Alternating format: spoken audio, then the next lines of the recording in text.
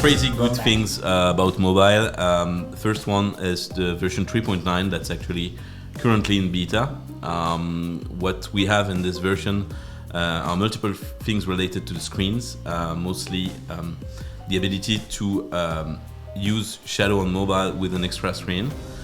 It can be either using your mobile with a screen attached to just use the screen instead of using the mobile screen, so it's giving you a desktop experience with the mobile, but also the ability to have two screens working together.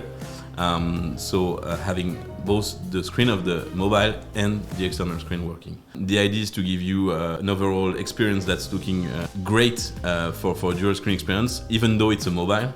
It's what people do with the Samsung DeX. You can also do this kind of thing with OnePlus. And those are very, very good features that are already in beta. It will arrive in the official version this summer. Vertical screen is in official version? Yeah, there's also the vertical screen that I forgot. It's totally in official version, so the ability to use your screen the other side around. Yeah, obviously we're working on a new version of the mobile app for this fall. What we have been working on is mostly on improving the experience on the mobile app with new settings.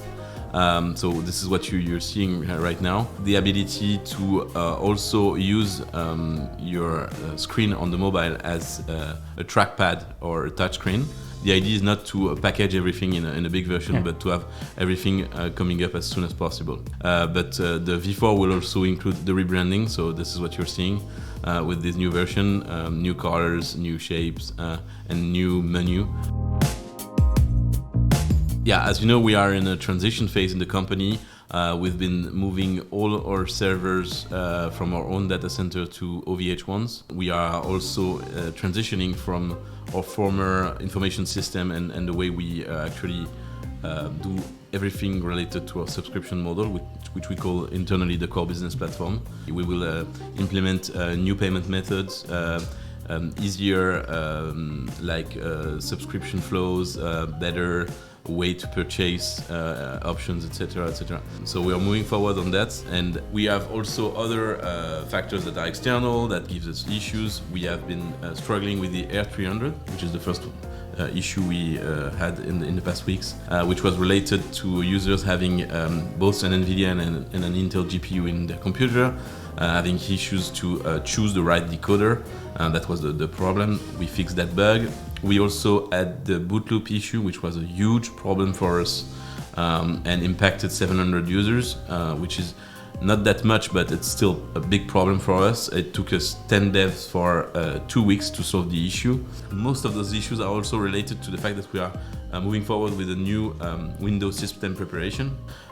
We pushed it forward with this new version, and it had a lot of incompatibilities with our services, which created a few hiccups in the process. There is also the L100 on Linux that was problematic. Basically, users on Linux were not able to click on the buttons on the launcher. And finally, the last issue we encountered in the past weeks or months, and this one is not fixed yet, is the black screen that you may have. So a weird bug, but it's not only related to us, it's also related to Windows. Basically, you launch Shadow, you arrive on Windows, and instead of having the logging screen, you have like a black screen. There is a workaround for you if you just hit Control, Alt, and Del together to just open the Task Manager and launch Explorer.exe. It will work, but we are working on a fix for this one, and it will be coming in the near future. The last one that we are working on, which is related to a compatibility issue with Virtual Desktop, mostly about problems of the decoding mode of the CPU, and the fix is coming to beta very, very soon for this. It was the error S103, and we hope to have it fixed very, very soon.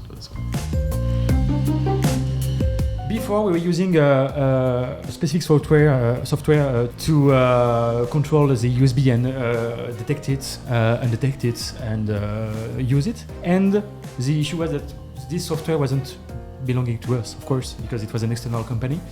So we decided to do our own system to use and control the USB. It takes 2 years to make it because it's really hard to have something working well. What is going to change with this new version of the USB over IP? Yeah. Overall, like people struggling to use fancy peripherals, Like steering wheels, for example. like steering wheels, like HOTAS, or potentially cameras and this kind of stuff. Yeah, It will be and much set microphones too. Headset microphones, yeah. Yeah, and moreover, one of the limitations we have with the current USB over IP solution is the ping limit. After a certain amount of ping, it's actually not working at all. And this is what one of the things we're chasing. Is to being able to use USB over IP devices even if your experience is bad and you have a bad ping. This way you will be able at least to have the contact with your device and to try and do a few things. There has been an issue pending in the past for both the Ghost, the box, and a few users on desktop related to the USB over IP and the fact that some of them are actually shut down even though they are using their computer. We know that issue was problematic. It was conflicting with an abuse rule that we implemented to make sure that abusers get banned, and it was of course an issue for us because it's actually putting the weight under legit users, and this is something we do not want to do. So we decided to roll this back to give you back the power on having the possibility to use any USB port you want. It's a mistake. We pushed this rule, and sorry for that. And we're happy to move forward with this rollback because it's an important one. And I'm sure that the box and Ghost users will appreciate it.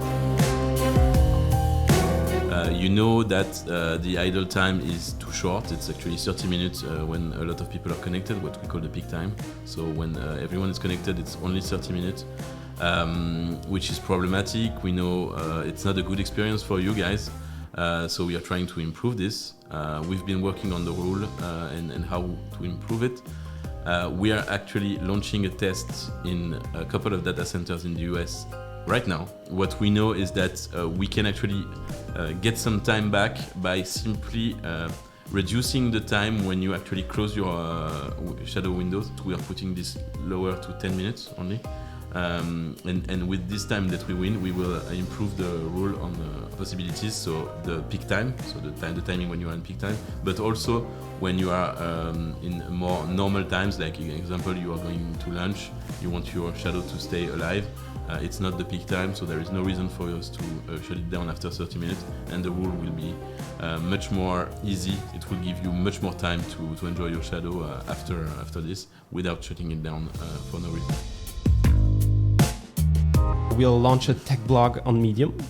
No, really? Yes, it's. I think it's live now. There are 3 articles which are up. So, what kind of article are we going to find on it? So there's going to be one on display management.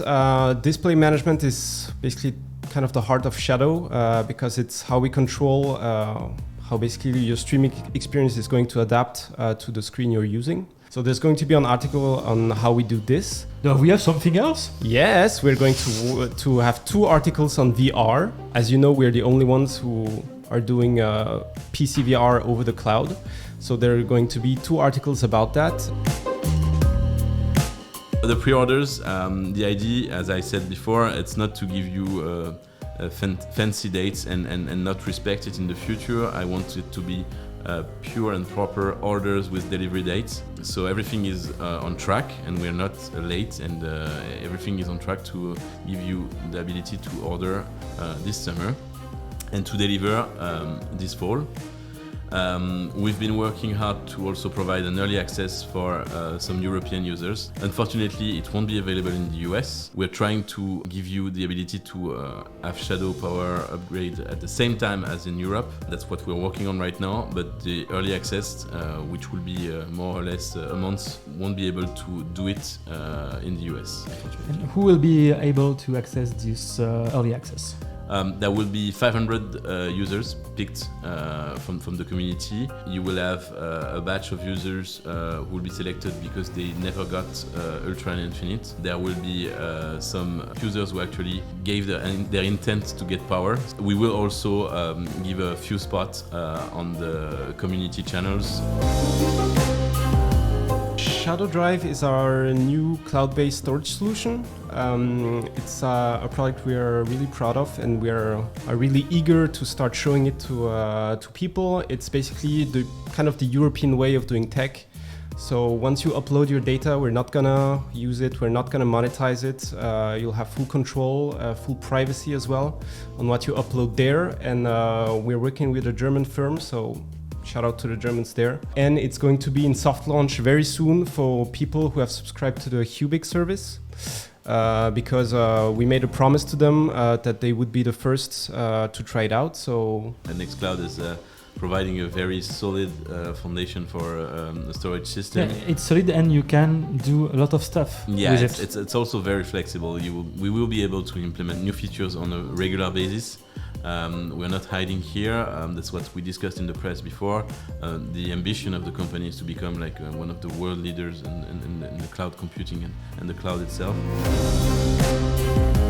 We actually have more than 700 companies who actually reached us. Those are like architects, 3D designers, video maker, filmmaker, etc. And the idea is to push the envelope and have like all of those B2B offers live on the website this summer, and then that's still the target for us. we'll be at Gamescom from the 24th to the 26th of August, and we'll organize a meet and greet for the community who's going to be there. And it's going to be on Friday afternoon, so stay tuned to our channels. I'm the marketing lead for the German-speaking area. We think it's really important right now to have more German-speaking people at the firm. Because Germany is an important market for us. We really think that there's a lot of potential if we manage to work on the core customer experience for German people. And we want to communicate more clearly with you, especially about issues, about incidents that we have that might only impact some German users. We're going to launch the German forum soon. We're going to have content with Charlie and you. Exactly. So maybe not Twitch, but yeah, maybe a podcast or something like this. Right? Yeah, exactly.